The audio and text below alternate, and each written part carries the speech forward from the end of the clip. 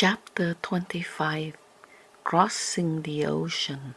Farewell Vietnam, a successful escape. September 1977 pressed itself into my memory like an indelible scar. It was the month when I learned that goodbyes can be heavier than oceans, that silence can speak louder than words, and that hope can coexist with terror in the same trembling breath. We had failed once before in our attempt to escape through Rach Gia, but that failure lingered in our bones like a bruise, tender and aching whenever touched. Yet it did not extinguish the will to try again. On the contrary, it strengthened it. If we had risked so much and still remained alive, perhaps God was giving us one more chance, our final window to step into the unknown in search for freedom. But before any plane, before any boat, before any sea, there was a farewell. The goodbye to parents. It is still difficult to write about that day. Time has done many things, but not the memory of leaving my parents behind. There was no dramatic scene, no tearful embraces at the gate, no long speeches. In those days, any sign of departure could raise suspicion, and suspicion could lead to prison. So our goodbye had to be hidden, quiet, almost ordinary in its gestures.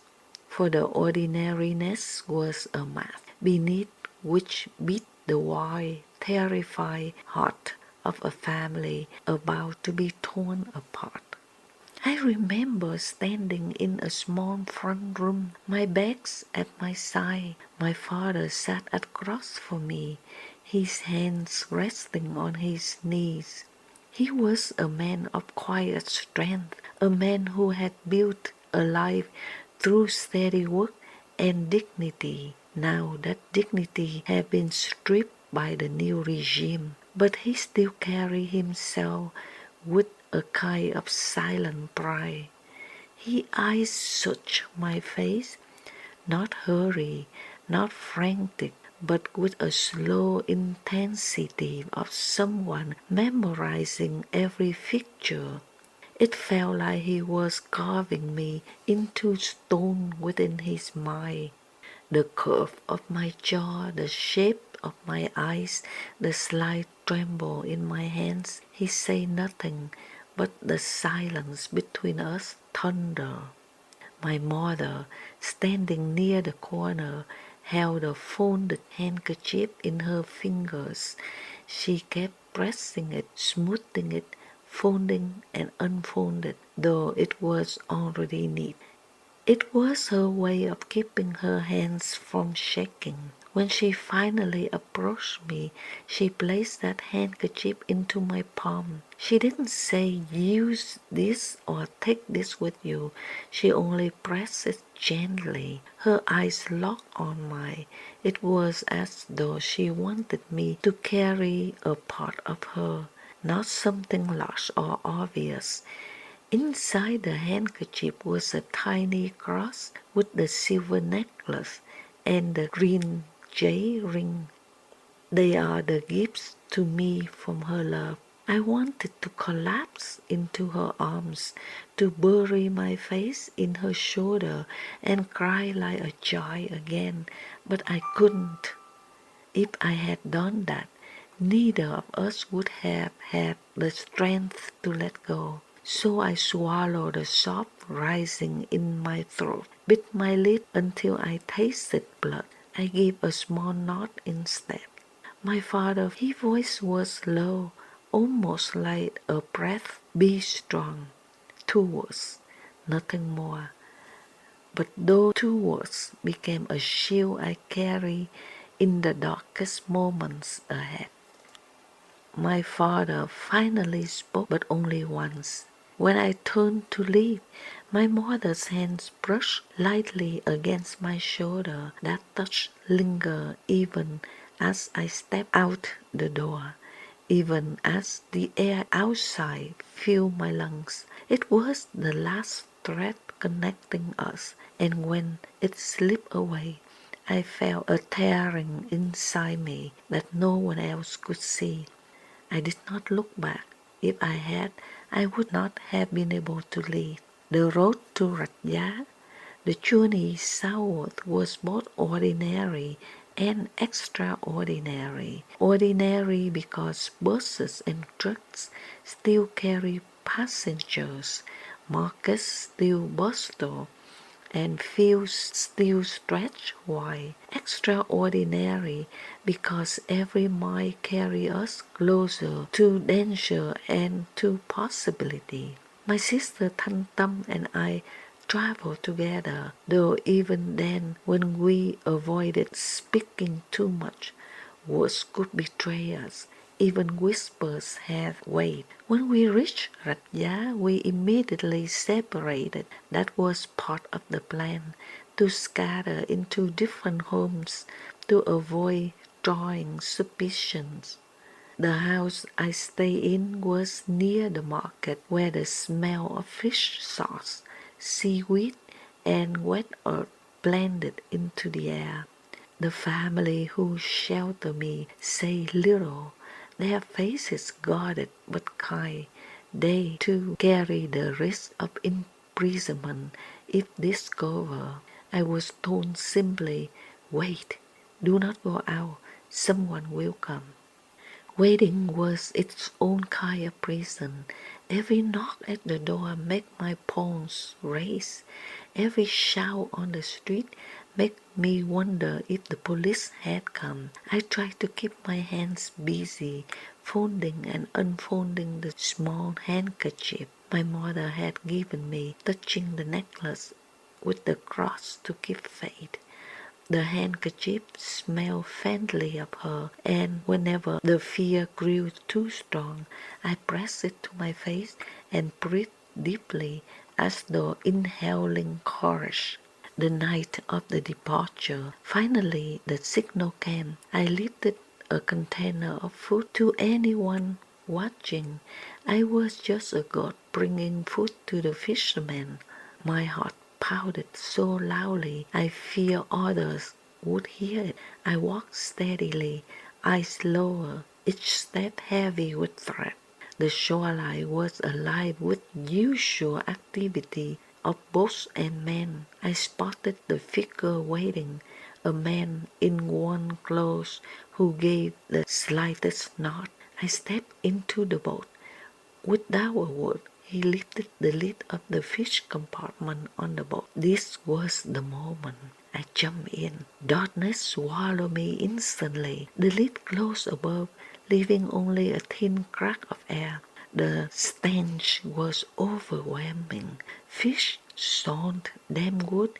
Human sweat from those who had hidden there before. My stomach churned, but I clenched my jaw and endured. The space was narrow, forcing me to crouch. My knees pressed into my chest, my back into the planks. The air was thick, every breath swallowed. My ears rang with a pounding of my own heart. Time lost, minutes or hours, I couldn't tell. Then the lid creaked again.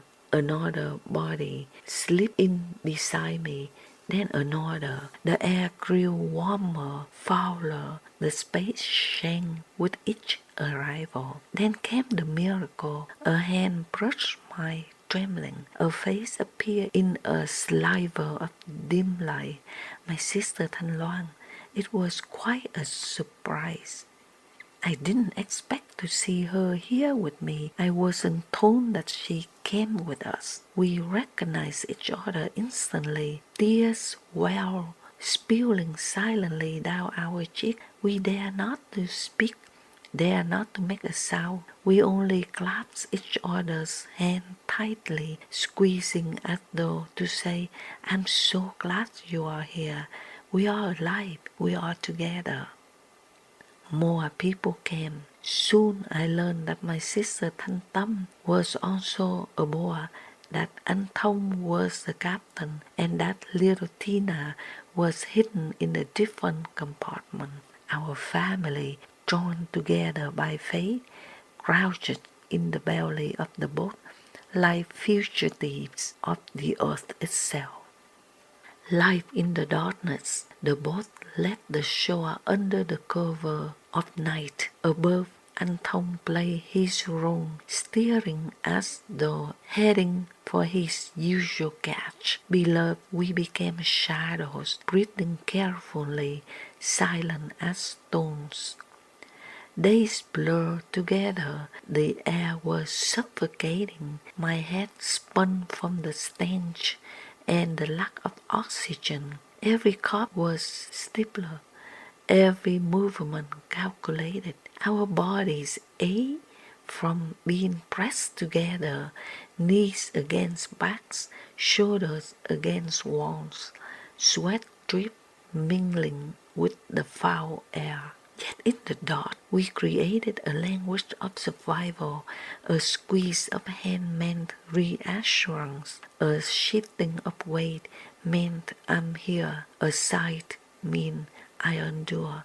Words were forbidden, but love still found ways to speak. The sea and the storm. Outside, September storms gather. The waves grew restless, the wind sharp, but Anh Thông knew we could not wait. To delay was to risk capture or worse, so we pressed forward, deeper into the sea, into the unknown. I could not see him, but I felt his resolve in the way the boat moved, steady despite the storm. His silence was not fear but strength. Inside the compartment, we prayed silently, not with words, but with the cry of hearts, pressed to breaking. God, carry us. Do not let us sink. Do not let us be foul. Every creak of the wood, every splash of the waves, every howl of the wind reminded us how fragile we were, a handful of lives in a wooden shell, balanced between life and death. Yet somehow hope lived. It lived in a clasp of a sister's hand, in the courage of a joy, in the memory of parents left behind. It lived in the silence that bound us together. Into the open sea, when the lid of the storage compartment was finally pushed open, the blinding light of the sea poured into our cramped darkness like a flood. A man's voice rang out, clear and urgent. We are in international waters. Everyone can get out now. The words carried a weight we had all been waiting to hear, the proof that we had crossed the invisible line, the fragile boundary between danger and first taste of freedom. One by one, we crawled out of suffocating fish hole. My legs tremble, stiff from days of sitting in the same position, my skin sticky with sweat and the foul smell of the storage compartment. The sunlight burned my eyes, yet I drank it in greedily. Fresh air, real air, swept into my lungs, though the sound from the sea stung my throat. I looked around. I realized we were no longer hugging the shoreline, but surrounding with endless water. The sea stretched in every direction, blue and vast, swallowing the horizon. Our small wooden boat seemed like a tiny leaf afloat on the boundless ocean. Not far away, another boat was waiting, a larger vessel, though still modest in size, perhaps twice as wide and sturdy enough to hold the number of people gathered for this journey. This was a plan all along to take us out in a smaller, inconspicuous boat and then transfer us to the bigger one once we were past the patrolling eyes of the coast. One by one, we climbed across. I clutched my sister Thanh Loan's hand, both of us dizzy but determined. As men pulled us into the larger boat, I could see chị Tâm helping little Tina, her face pale but steady, whispering prayers under her breath. And for the safety for all, anh Thông and few other men worked quickly to sink the smaller boat we had just left. I watched they hacked at its wooden planks, the sea water rushing in, swallowing it whole. My heart tightening at the sight. That small vessel had been our shield, our prison, and our discarded skin. It reminded me of a snake shedding when it no longer needs. We were beyond turning back. Once aboard the larger boat, the reality on the open sea hit me. At first, I tried to sit upright, holding on the railing, but the rocking motion jerked my stomach. Soon I felt the dizziness, that endless cycle of nausea that had no relief. I leaned over the side, but nothing came out. There was nothing in my stomach to surrender, only the dry heaves of exhaustion. My hair clung to my face, matted with salt. My body was too weak to cry, too spent even to speak. The boat pushed forward, day and night, guided by the compass of the men and by sheer fate, storms and long nights. The first few nights blur into each other. Some were merciful. The sea calm as though it pitied us. The waves rock us gently, and the stars stretch endlessly above. I remember looking up once and thinking of heavens themselves were watching, silent, vast, eternal. But other nights tested us mercilessly. Storms came suddenly, turning the water into a monstrous force. The rain pelted us, soaking through every layer of clothing, and the wind howled like a beast determined to rip us apart. The boats groaned under the weight of the waves, rising and plunging with sickening force. In those moments, we clung to each other, whispering prayers between gaps of fear. Some cried out to God, others to ancestors, and some simply pressed their lips together and endured in silence. I remember chị Thanh Loan's hand gripping mine so tightly I thought my fingers would break. Yet I held back with equal force, because in her grip I found strength too. When the storm finally passed, the ocean lay calm again, as if mocking us. But the black water no longer felt like a cradle. It felt cruel, indifferent, a reminder that at any moment it could swallow us whole. Hunger, thirst, and silence. 5 days and nights we floated. Time lost its meaning. Hunger became a dawn ache that never left, but thirst was sharper, cutting into body with each hour. The little water that we had was rationed with care. We learned to sip just enough to wet our throats, nothing more. Sometimes I close my eyes and try to imagine a bowl of rice, a glass of tea, the smell of my mother's cooking drifting through the house.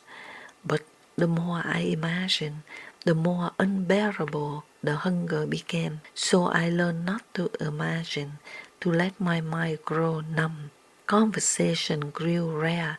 Words felt like a waste of energy. Most of the time we sat in silence, our faces blank, our bodies pressed together for balance and warmth. Children whimpered quietly in their mother's arms.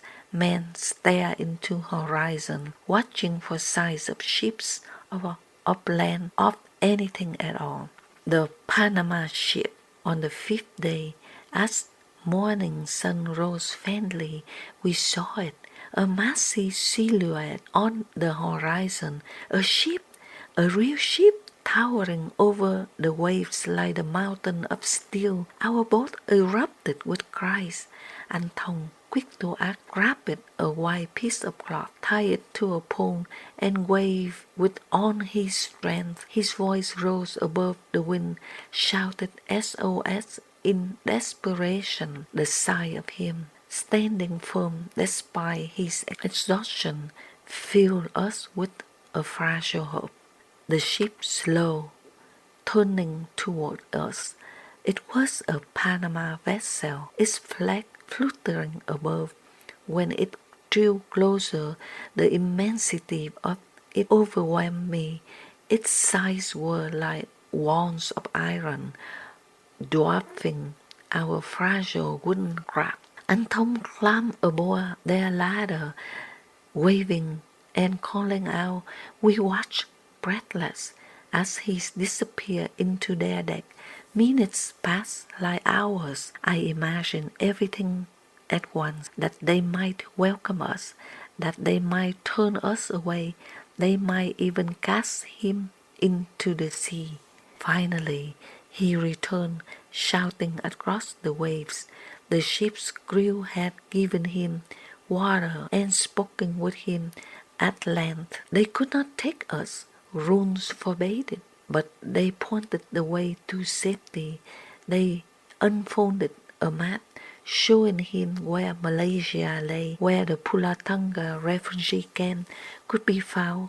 With careful warning, they told him to avoid Thailand, where pirates prowled. The crew handed down container of water, a mercy we received with trembling gratitude. Then, with a blast of their horn, the ship pulled away, continuing its journey, leaving us again to the mercy of sea. Some wept at their departure, hearts sinking as the steel giant grew smaller in the distance.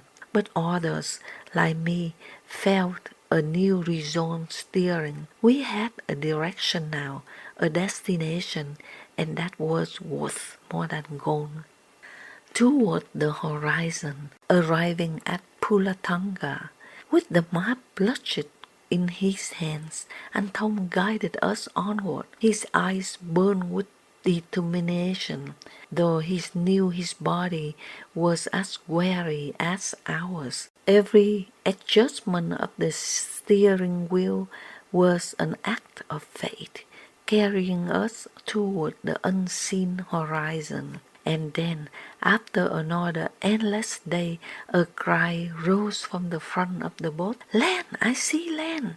We rushed forward, clinging to the edges, squinting through the mist of salt and sunlight. At first, I thought it was only a trick of the ice, a mirage born of desperation. But no, there it was, faint but real, the outline of an island rising above the waves. Pulatanga. Our destination was not yet certain, but the sight of it lit our spirits like fire. For the first time in days, I felt my chest expand with something more than fear. I felt the hope. When I think of that September now, I remember it as a month of darkness, but also the month of light. For though we crouched in shadows, gasping for air, fearing discovery, there was a light burning inside us, a light of love, of endurance, and unyielding hope. This is the end of chapter 25. To be continued.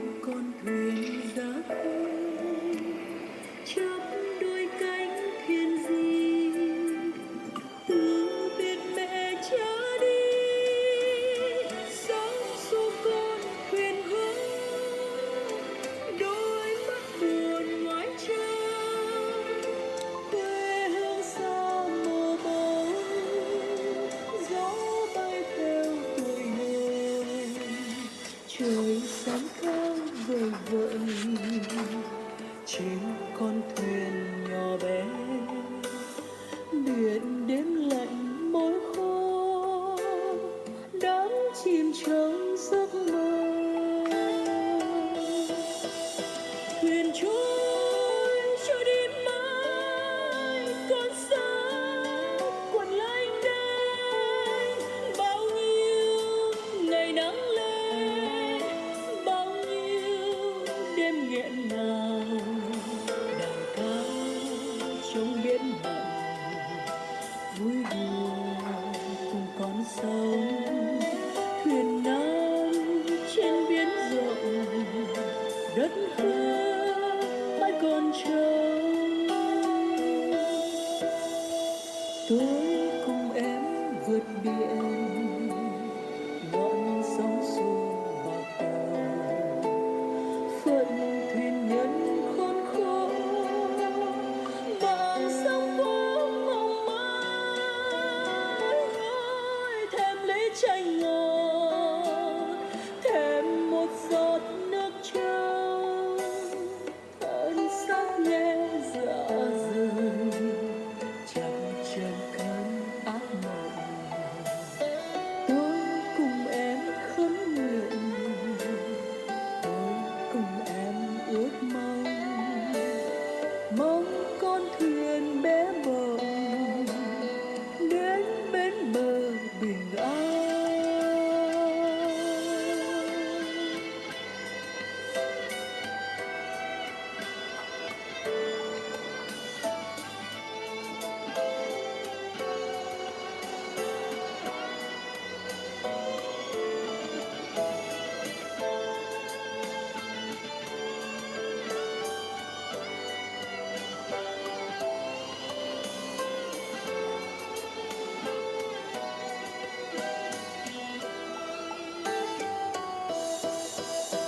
Thuyền trôi đi mãi con sóng cuộn lấy đây, bao nhiêu ngày nắng lên, bao nhiêu đêm nghẹn ngào, đàn ca trong biển mặn vui đùa cùng con sông.